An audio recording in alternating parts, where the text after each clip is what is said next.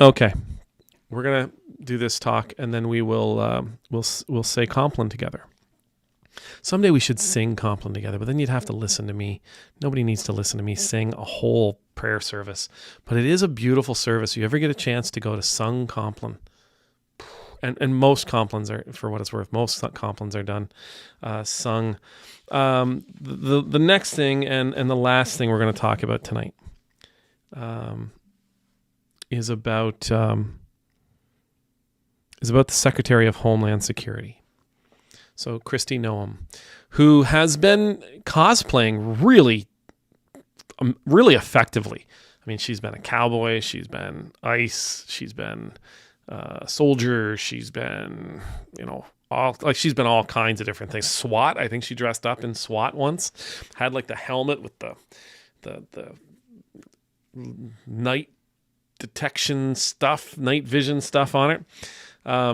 Anyhow, you can tell how much time I spend with security gear and all that kind of thing. But anyway, Kristi Noem, she is the Secretary of Homeland Security, and she has been spending a great deal of time pondering the future of migrants, American migrants, people who have immigrated to the United States without documentation, and who have been sent to El Salvador, to prison in El Salvador. And she said that that migrant detainees should be in El Salvador prison for the rest of their lives.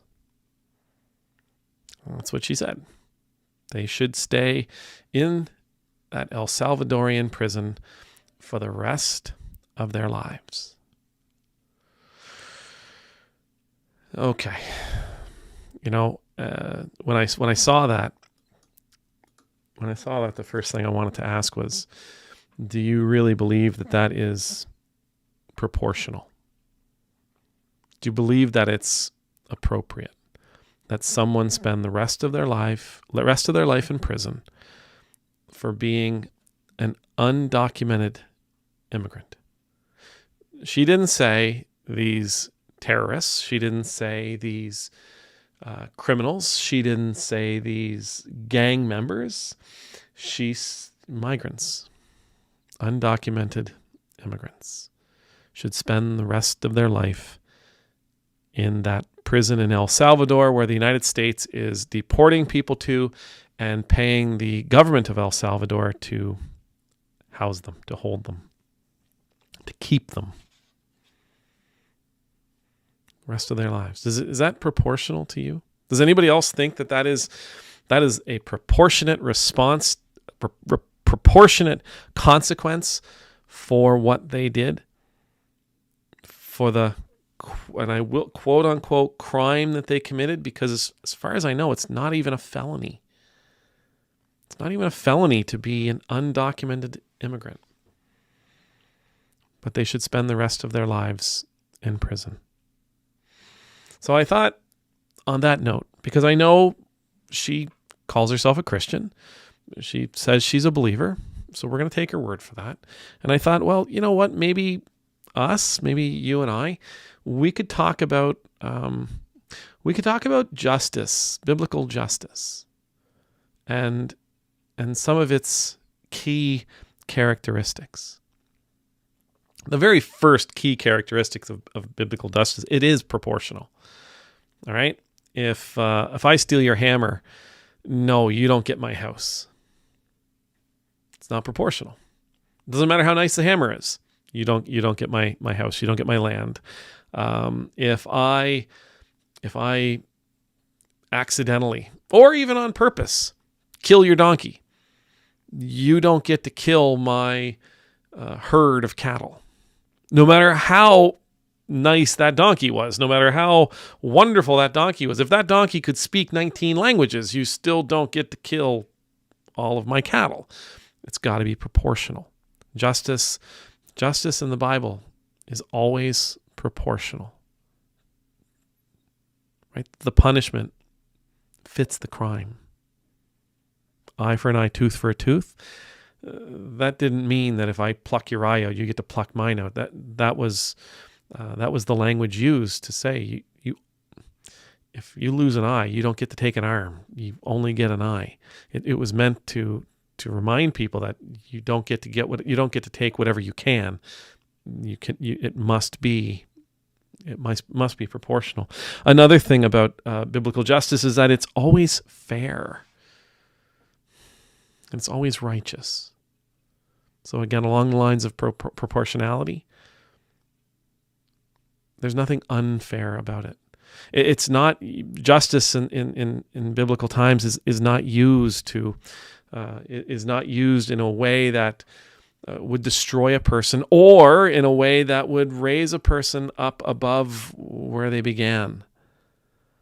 It wasn't a means to an end in life. It was about ensuring that a person paid fairly and proportionally for something that they have done.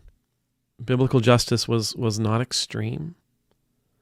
Biblical justice was not, we might think it harsh in today's world, but think about it in the time that it was written, at the time that it was introduced, it wouldn't have been seen as overly harsh.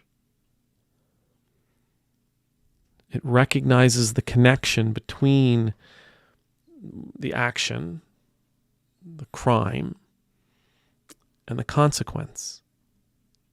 Biblical justice, again, you might say, well, we want to keep them in prison. Maybe Kristi Noem wants to keep them in prison because, they're just going to come back and do it again.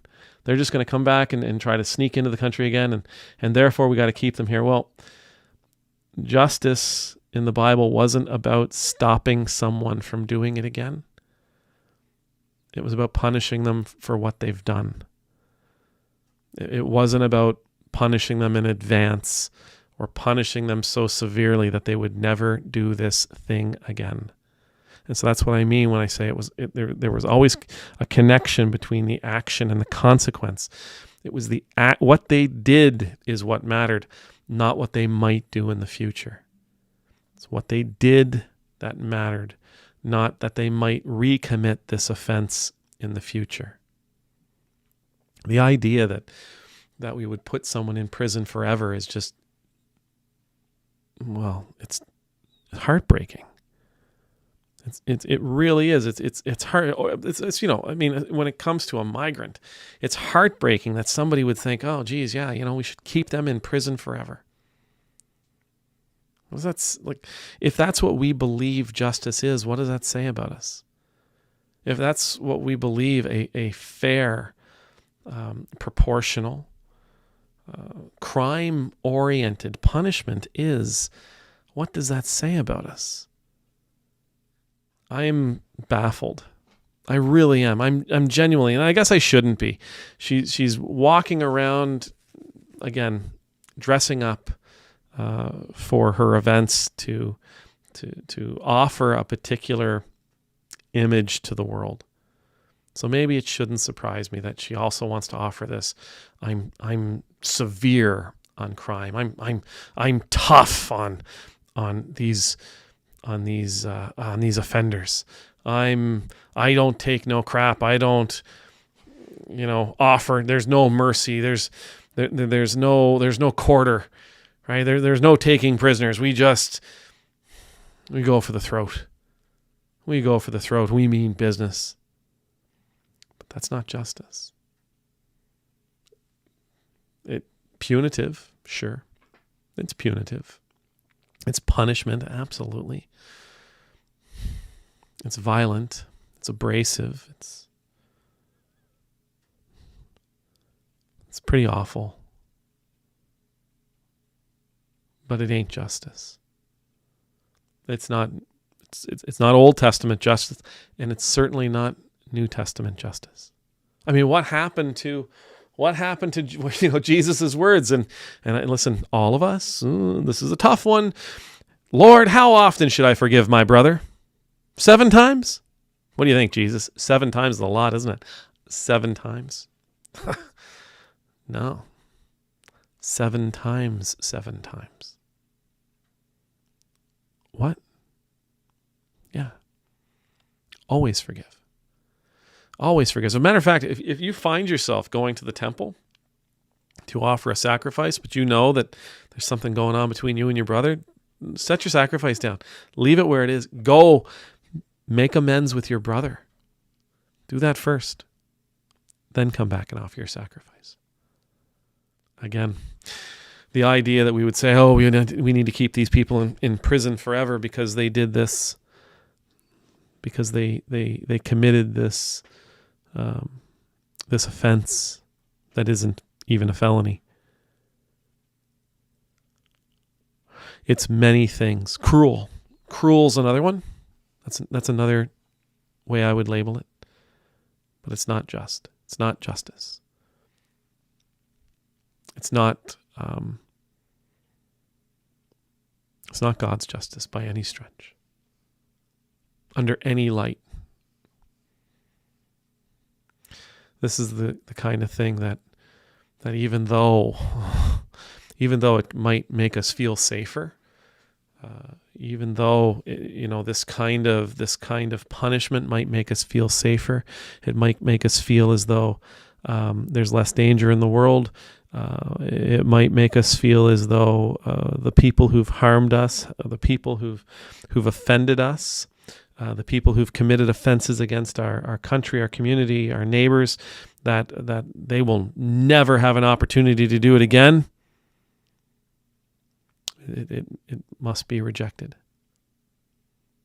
We should seek true justice, and true justice, again, that is fair, that is proportional, that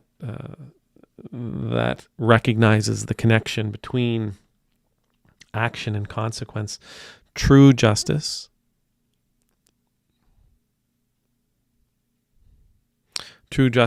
leads people to genuine transformation and change, and ultimately restoration.